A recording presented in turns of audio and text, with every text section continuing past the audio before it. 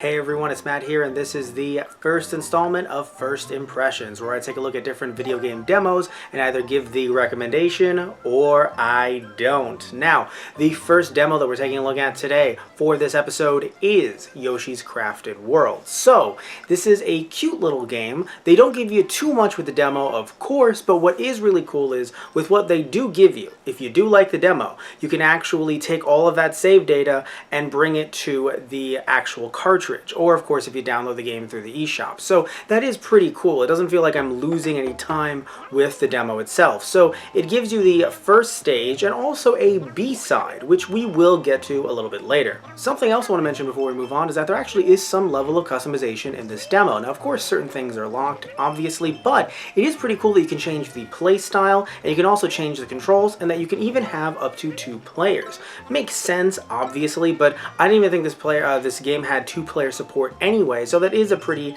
neat surprise. Couldn't test that out myself, but maybe you could, and you can actually talk to me about it in the comment section down below. So moving on to the game itself, as you can tell just by looking at it, it is freaking adorable. Now of course Yoshi's been adorable before, that's not necessarily new, but I do think that the way the game looks is actually somewhat unique. I mean, of course, again, it's been done with Yoshi before, the kind of childlike sense of wonder with Yoshi's Island being very crayon for the Super Nintendo, which I grew up on myself, and even with the Wii U that just came out a couple years back, of course we had Yoshi's Woolly World, which I did have the chance to play, but again, another game that has a very cute Yoshi aesthetic. But I have to admit though, it is definitely a lot of fun. It's really cool how you can interact with the different environments, and if you are a fan like myself of Super Mario World 2 Yoshi's Island, then the control scheme is somewhat similar.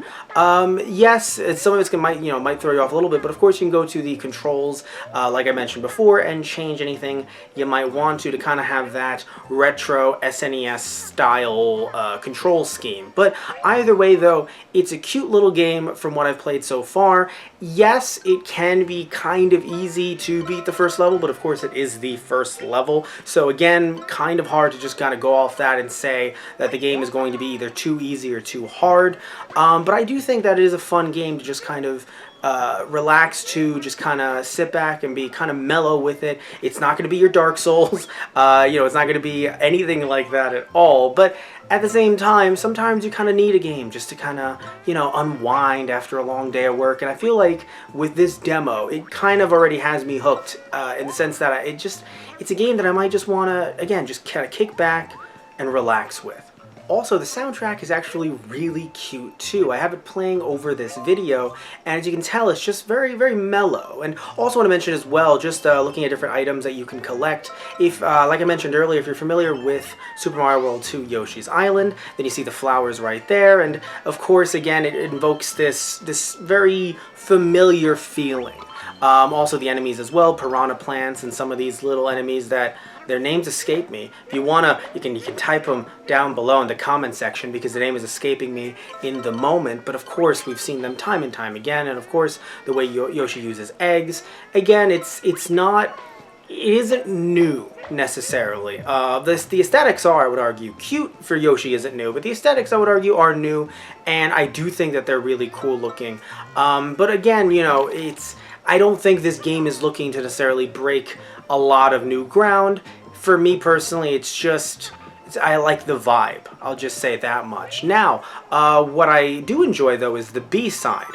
Now, I didn't enjoy it initially because so the B-side, after you've beaten the whole level, which again, first one, very easy, you can actually, it's a timed mission where you have to find 3 puppies. And you might be thinking, okay, well, I've already beaten it. I guess it's not that hard to try to, beat this under the 2 minutes and 30 seconds time limit.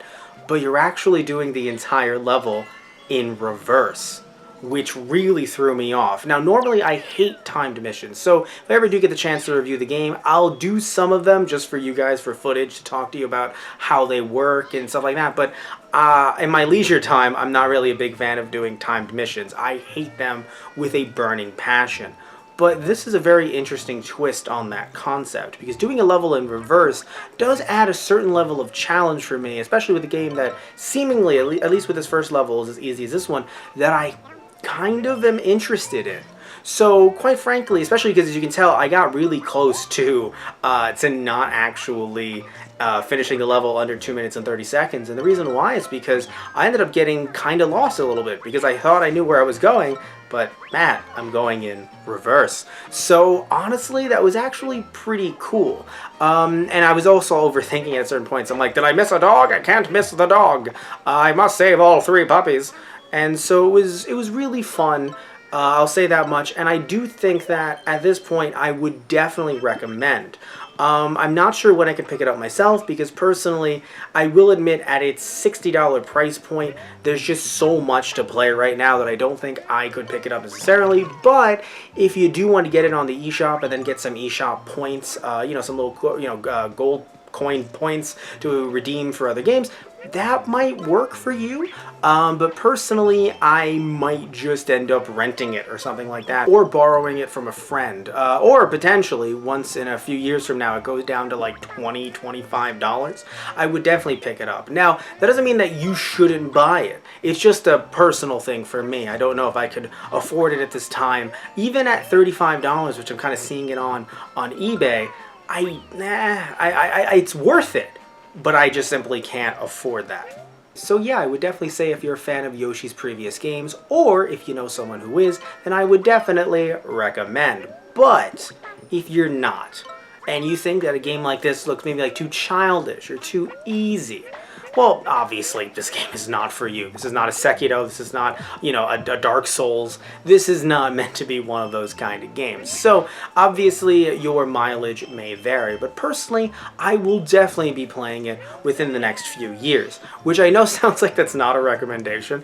But really, I mean, you guys have seen me talk about the games in my backlog, do unboxings, things like that. You see the consoles. I have a lot on my plate. I have a heck of a lot on my plate. So, yeah, it's a me thing, personally. But I would definitely suggest if you're looking for something cute, fun to play, or looking for something for a friend, sibling, potentially younger, I would definitely suggest checking out this game. Alright, so that about wraps up this first installment of First Impressions. Hope you guys liked it. If you did, please comment down below and tell me what demos you would like me to check out in the future. It doesn't have to be current games, could be older games as well. So, love you all, take care, and tune in next time for another installment of First Impressions. Alright guys, so, see ya!